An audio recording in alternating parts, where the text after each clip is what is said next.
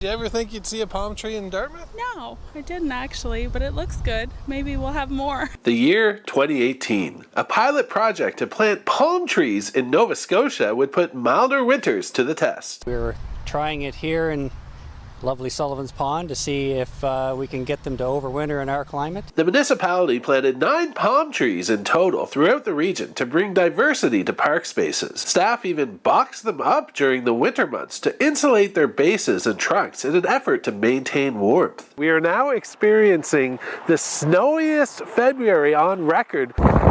This year's harsh winter put the nail in the coffin for the final 2 palm trees that remained, even after just being replanted in 2022. I reached out to our park staff to see if we could get an update, and everyone was like, we're very sad to inform you that the trees did not make it. They simply didn't adapt to the cold. The trees have been replaced with more hardy ornamental trees, and at this time there's no plan to plant any more palm trees.